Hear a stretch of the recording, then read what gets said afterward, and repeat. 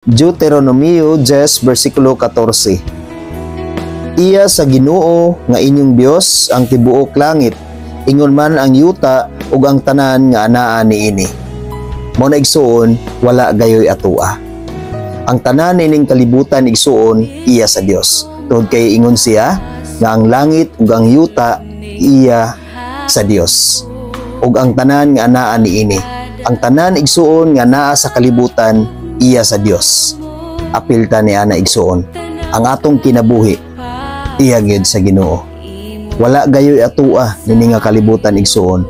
Kanang mga blessing karon nga atong gipahimuslan, kanang mga butang nga anaa kanato karon, mga talento nga naa karon sa atong kinabuhi igsuon, walay atua na. Kanang tanan igsuon hinulaman lang kana nato. Iya sa Dios ang tanan. Apan igsuon ang tao usahay ang kunon nga iyaha. Ang tao usahay magdinalo siyang kaugalingon. Nakalimot siya nga ang tanan nga anaa kaniya, ang tanan nga iyang na-receive, ang tanan nga iyang gipahimuslan iya sa Dios. Sa Malakias 3 versikulo 10. Dada ang tibuok nga ikapulo ngadto sa templo aron adunay pagkaon didto. Sulay ako og makita ninyo nga ablihan ko ang mga bintana sa langit ug ibubo ko kaninyo sa madagayaon gayod nga mga panalangin.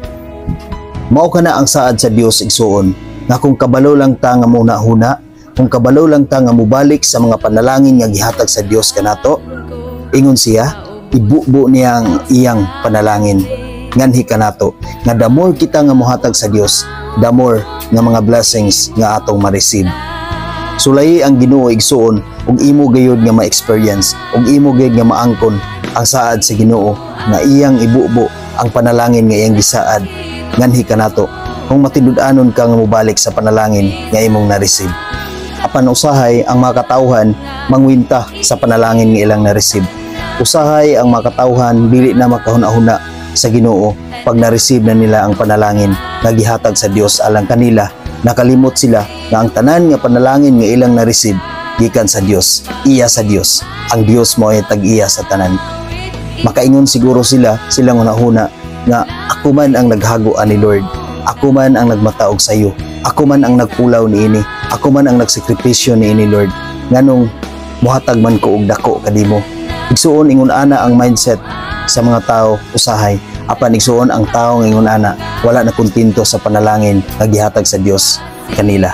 Igsuon kung kabalo lang mamuyboy ang Dios kanato, ingnon ta niya nga sige, imuha na ng mga panalangin nga naani mo karon, imuha na ng blessings nga naani mo karon, imuha na ng abot sa imong mga kinitaan, apan waan ti ka og kusog. Unsa may mahitabo sa imong kinabuhi kung ihatag na sa Dios ang tanan nimo nga hinaguan, wala ka ibalik sa Dios o imuha na tanan kanang imuhang kinitaan, apan kuan ka sa Dios og kusog, kuan ka sa Dios og kinabuhi. Unsa may maangkon nimo. Mao na igsuon nga dili gyud kita makalimot nga ang Dios mao gayud ang tag-iya sa tanan. Ingon siya sa iyang word nga iya ang tanan, iya ang langit ug ang yuta ug ang tanan nga naa niini. Walay atuwa igsuon, ang tanan iya sa Dios. Busa walay rason nga dili kita mopasidungog sa Ginoo. Walay rason nga dili kita mopasalamat sa Ginoo. Walay rason nga dili kita mobalik sa mga panalangin nga atong na-receive nga gikan sa Ginoo. Gikan kana sa Ginoo ang tanan igsuon. Walay atuan niana. Apan ang Ginoo igsuon dili gayud ingon ana. Dili gayud sama sa tao nga mangwinta. Dili gayud sama sa tao nga magdinalo. Maayo gayud ang Ginoo sa kanunay igsuon. Sa ikaduhang Korinto 9 versikulo 7 nag-ingon diri, busa kinahanglan nga maghatag ang matag usa sumala sa iyang gusto ug dili magsubo o maghuna-huna nga gipugos siya kay ang Dios nahigugma sa malipayong naghatag.